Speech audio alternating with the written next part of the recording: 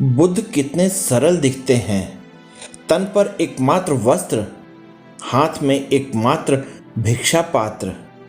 पर ऐसी क्या बात थी उनमें कि आज असंख्य लोग उनकी वंदना करते हैं, असंख्य लोग उनके पथ का अभ्यास करते हैं। ऐसी क्या बात थी उनमें कि बिंबिसार, अजातशत्रु, प्रसेनजीत जैसे महान सम्राट बुद्ध की शरण में आ गए। ऐसी क्या बात थी उनमें कि विश्व के एकमात्र चक्रवर्ती महान सम्राट अशोक बुद्ध की शरण में आ गए। ऐसी क्या बात थी उनमें कि बुद्ध काल के 61 दर्शन बुद्ध दर्शन में समाहित हो गए। ऐसी क्या बात थी उनमें कि चक्रवर्ती महान सम्राट अशोक और अन्य राजाओं के प्रचार से श्रीलंका, थाईलैंड, इंडोनेशिया, लाओस, चीन, Tibet, Bhutan, Mongolia, Greek, Korea, Myanmar, Japan जैसे कई देश बौद्ध हो गए। ऐसी क्या बात थी उनमें कि भारत ने राष्ट्रपति भवन में एकमात्र ऐतिहासिक गौतम बुद्ध की प्रतिमा लगाना उचित समझा। ऐसी क्या बात थी उनमें कि भारत ने भारतीय ध्वज में धम्म चक्र को विशेष स्थान दिया। ऐसी क्या बात थी उनमें कि नालंदा, विक्रमशिला, ओदतपुरी, सोमपुरा, सिरपुरा जैसे महान विश्वविद्यालय उनके ज्ञान की नींव पर बने।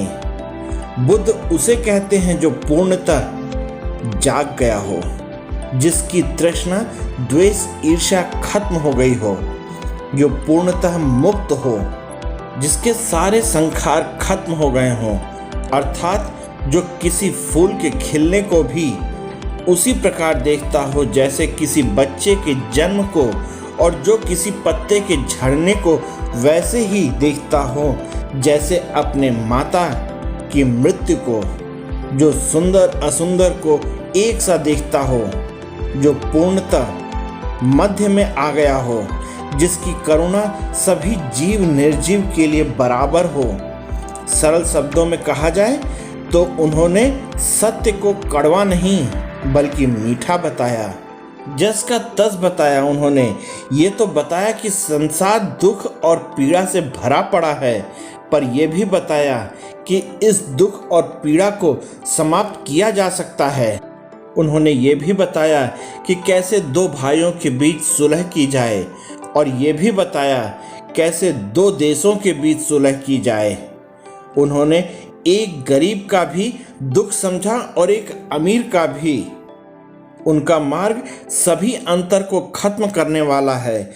उनका मार्ग दुख मुक्ति का है, शांति का है, इसलिए आज भी प्रासंगिक है। बुद्ध दर्शन अनुभूति पर टिका हुआ है। बुद्ध कलाम सूत्र में कहते हैं कि किसी बात को इसलिए मत मान लो कि वो किसी पवित्र पुस्तक में लिखी है, न इसलिए मान लो कि उसे बहुत लोग मानते हैं, न ही इसलिए कि उसे कोई गुरु कह रहे हैं, और न ही इसलिए कि स्वयं बुद्ध उसे कह रहे हैं, बल्कि स्वयं जांचो, उसका अनुभव करो, और जब स्वयं के लिए और संसार के लिए प्रासंगिक हो तभी मानो।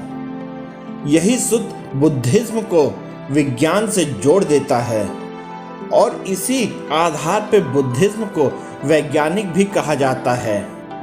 वर्तमान में जल रही धरती को युद्ध की नहीं, बुद्ध की आवश्यकता है। तुम स्वयं की शरण में जाना, किसी और की नहीं। अगर आप लोगों को यह प्रसंग पसंद आया तो कृपया लाइक, शेयर और सब्सक्राइब कीजिएगा, और साथ ही घंटे वाले बेल को भी दबा दीजिएगा, जिससे कि आगे आने वाली नई कहानियों की नोटिफिकेशन आपको समय पर मिल जाए। धन्यवाद दोस्तों। जय हिंद।